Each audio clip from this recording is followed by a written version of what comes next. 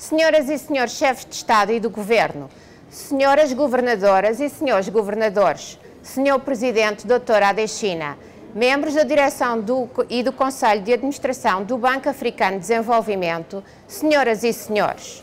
É com satisfação que participo nesta reunião anual do Banco Africano de Desenvolvimento, felizmente já em formato presencial, marcando um há muito desejado regresso à normalidade.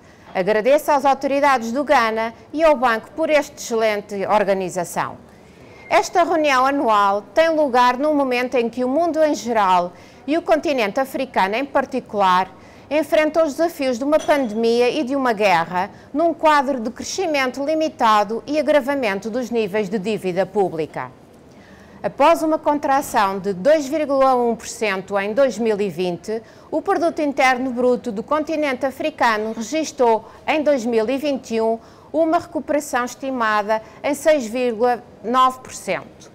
No entanto, os efeitos da agressão ilegal e injustificada da Rússia contra a Ucrânia, cuja magnitude está ainda por determinar, prejudicarão esta dinâmica de recuperação económica.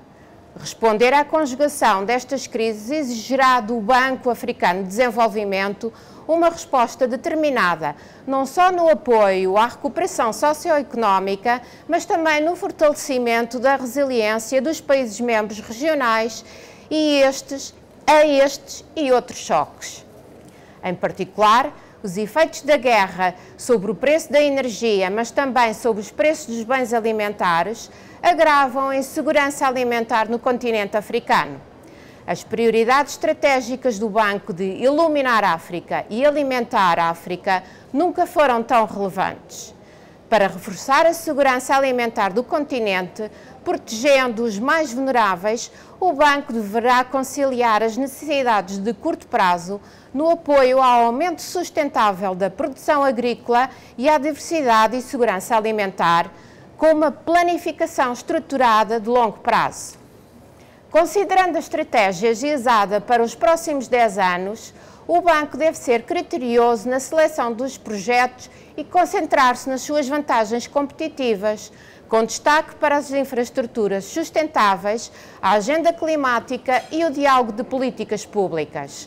Para atingir estes objetivos, o Banco deverá salvaguardar a robustez da sua base de capital, manter o compromisso com a eficiência e eficácia, assim como a sua força da governação. O relatório do Comitê Ad Hoc sobre Governação avança recomendações importantes que exortamos a direção do Banco a implementar de forma ágil e diligente, designadamente fortalecendo a consistência e a coerência dos processos institucionais do Banco, clarificando os papéis dos diversos órgãos de governação e reforçando a independência das funções de supervisão.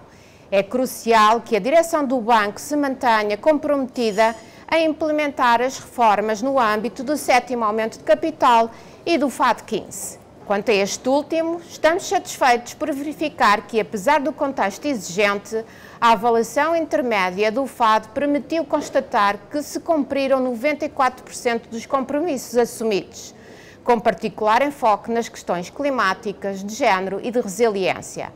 Relativamente aos compromissos referentes ao 7º aumento de capital, reconhecemos o progresso que foi alcançado e esperamos que as ações pendentes, sobretudo relativas ao quadro de sustentabilidade financeira a longo prazo do Banco, possam ser brevemente concretizadas. Encorajamos o Banco a continuar a explorar opções de otimização do balanço e de mais medidas para a implementação do quadro de contenção de custos para manter a disciplina orçamental. É imperativo que os desafios das alterações climáticas se mantenham como uma prioridade central na agenda da instituição. Neste sentido, gostaríamos de congratular o Banco por ter ultrapassado os objetivos a que se propunha em matéria climática em 2021. Consideramos que o Banco se encontra numa posição privilegiada para apoiar a descarbonização das economias e um maior equilíbrio entre adaptação e mitigação, bem como impulsionar os países membros regionais a encetarem uma transição energética justa. Neste contexto, é importante que o Banco adote as medidas necessárias para o alinhamento das suas operações com o Acordo de Paris até 2023, como acordado. A recuperação das crises atuais não se fará sem o pleno envolvimento do setor privado, em particular, dado o limitado espaço fiscal dos países.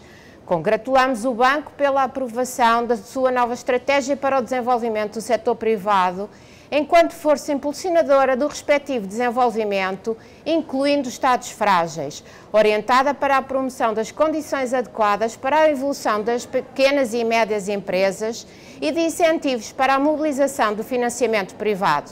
Esperamos que a facilidade para o setor privado possa vir a ter um papel de maior incentivo na concretização de operações nos países FAD, contribuindo para a mitigação dos riscos. Aproveitamos para congratular o Fundo pelos seus 50 anos de existência, um período marcado por muitos desafios e também vitórias que nos motivam a fazer mais e melhor. A relevância do FAD enquanto instrumento único no apoio à recuperação e ao desenvolvimento sustentável por parte dos países africanos mais vulneráveis é absolutamente central. Dadas as vulnerabilidades alarmantes em termos de sustentabilidade da dívida, este deve ser um aspecto essencial. Senhoras e senhores, temos o prazer de anunciar que a garantia de 400 milhões de euros prestada por Portugal ao Banco Africano de Desenvolvimento no âmbito do Compacto Lusófono será assinada muito em breve. Esperamos que este significativo instrumento possa contribuir para o desenvolvimento sustentado do setor privado dos países africanos de língua oficial portuguesa e, ao mesmo tempo, permitir ao banco alavancar novos e mais recursos para apoiar estas economias. Para concluir, gostaria de convidar o banco e os seus acionistas para participarem na Conferência dos Oceanos das Nações Unidas, coorganizada por Portugal e pelo Quênia, que terá lugar em Lisboa de 21 de junho a 1 de julho deste ano. Muito obrigada.